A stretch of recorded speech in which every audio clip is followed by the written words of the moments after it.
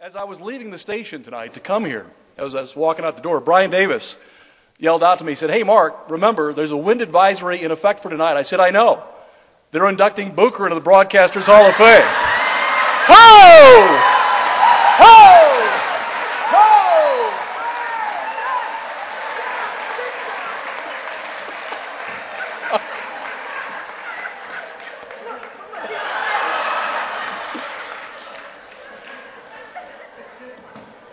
I'll pay for that.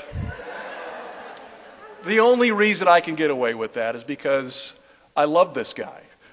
He and I have been friends and co-workers for 17, 18 years. Well,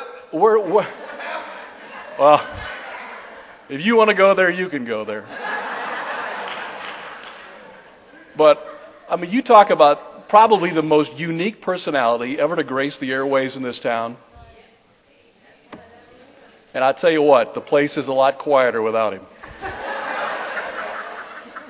We miss you, my friend. Jim Bucher.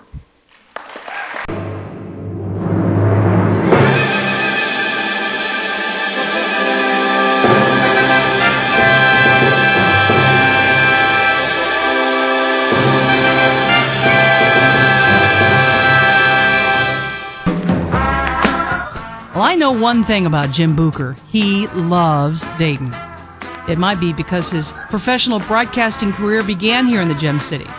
Jim started at Dayton's public access television, hosting a number of shows about his hometown. He loved doing features about Dayton and its history.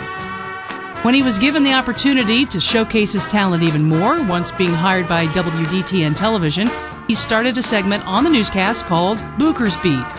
We spent half our lives at City Hall. And there was a young guy there who looked ambitious, courteous, always there. And I liked the way he moved, so I said, you know, we're going to be hiring. Why don't you come down to the station and fill out the paperwork? He got the job. Bucher's Beat was started back many years ago when the news director at Channel 2, Mike Hevel at the time, felt that we had too much crime, too much negative news, and he wanted to put more features about Dayton in the newscast, and he asked if we had anybody on staff that could do that, and I said Jim Bucher could do it because I had known Jim for a few years and knew that he had done a access cable show called Dayton Tonight, which sort of dove into local positive feature stories around the Dayton area and the Miami Valley. So that's really how he became, you know, the Bucher's Beat feature reporter at Channel 2. There he was able to be a storyteller and videographer. He had a wealth of knowledge about Dayton and revealed this in his reports. Soon he was making numerous personal appearances and on his way to becoming a large personality in the town he loves so much. When people see him on the air, he is exactly how he is on the air as he is in person. But people may not know that underneath all of the craziness, Bucher has a really big heart for this community. And I've seen it, and he loves the city of Dayton. When a lot of reporters come into town, they move to the suburbs, they shop in the suburbs. Bucher has gone to Dayton Public Schools, he lives in the city of Dayton, and he is probably the best cheerleader this city has ever seen. Fran Charles here at MLB Network, and what can I say? A tremendous congratulations to my good buddy Jim Bucher for being selected to the Dayton Area Broadcasters Hall of Fame. Now, I've known Jim for over 2 decades. Back in 1992 when I first got my first full-time job at WDTN in Dayton, Ohio, and Jim was one of the photographers there and took great care of me. But the thing about Jim that we always knew, anyone who was close to him knew that he had a penchant for being in front of the camera more so than being behind the camera. And I think one of the best things that Channel 2 ever did in Dayton, Ohio was to go ahead and give Jim the opportunity to be on camera and develop the series Bucher's Beat. He was called to serve on many boards, his own neighborhood association, the Downtown Dayton Partnership, and many projects not that well known but became known because of the personality of Jim Bucher. I'm Mark Viviano in Baltimore, Maryland. I worked in Dayton, Ohio with Jim Bucher for 5 years back in the late 80s and the early 90s. And what stands out to me about Buch is he's one of those guys who truly appreciates being in the business. He gets it. He knows that we're privileged to get to work either behind the camera or in front of the camera. And that really led to a passion that I saw in Jim Bucher, whether he was writing, editing, shooting, or reporting. He did it to the best of his ability, and even when he did it great, he wanted to do it better. So it's no surprise to me that Jim Bucher is in the Hall of Fame, a great professional, and to me, a great friend. Perhaps if he had one favorite project among a large list, is the Abdullah Scholarship Fund, a young man who was taken before his time. He was gunned down in the streets of Dayton. Abdullah was a proud teenager who was headed to college. His death touched Bucher so much, he wanted to start something special in the teenager's memory. So he started the Scholarship Fund to help less fortunate youth go to college. Bucher always has time for his community, always willing to help out where needed. His emceeing is one of the most requested of any personality in the Dayton community. He's had a tremendous career in broadcasting in Dayton, Ohio, one of the most recognizable faces in that area, and I am proud to say that he is a good friend of mine, and for 2 decades, it was great to work with you.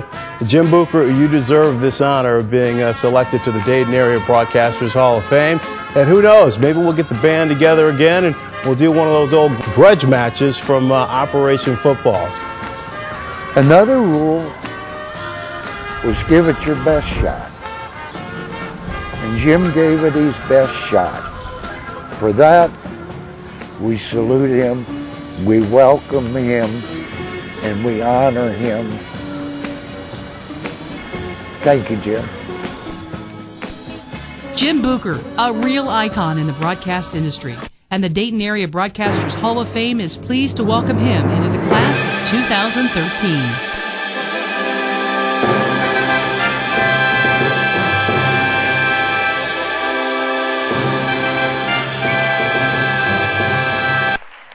Do not be difficult. Do what you're supposed to do. So, of course, as everybody saw, I was the one that recommended to the news director at the time to have Buch become the feature reporter. At first, I was going to apologize for that, but now I want to know, where is my cut? Ladies and gentlemen, Jim Bucher.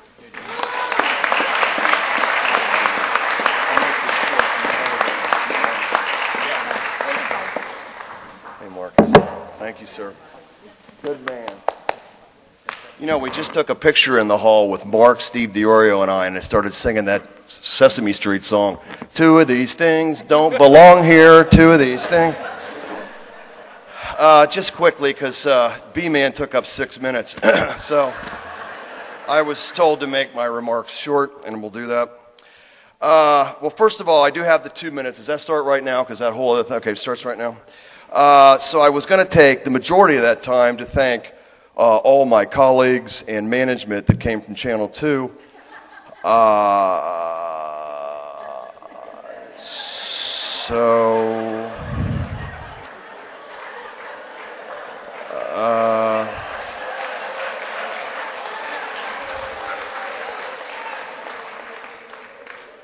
Okay, got about 1:50.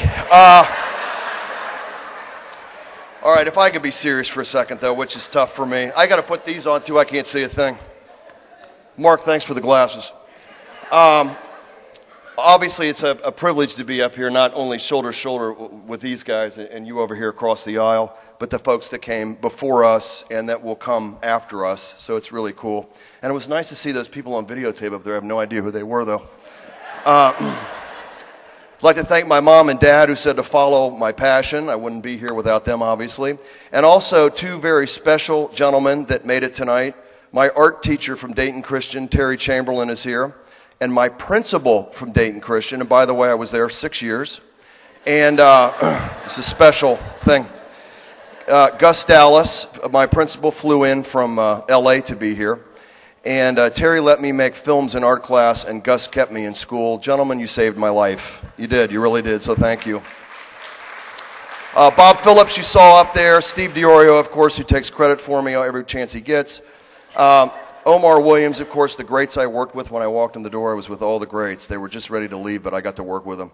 And my wife, Lauren, is here. Lauren, thank you, who's been with me every step of the way. My girlfriend could not make it here tonight.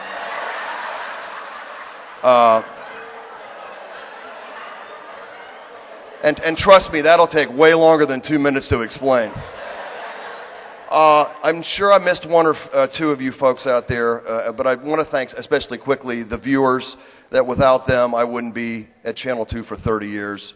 So thank you, and the folks that come up and say hello. And they still come up and say, I see you every morning, and I was like, thank you. I'm not sure what they're watching, but they say thank you. So I just couldn't. And last but not least, God Almighty, who I know has a sense of humor because he created me. So, with that, thank you guys very much. Thanks to the board of directors. Do you guys have a board of directors? Well, you do now. Sharon, thank you. And I actually have 5 seconds left. This is the first time I've ever ended with extra time. So there you go. Thank you guys so much.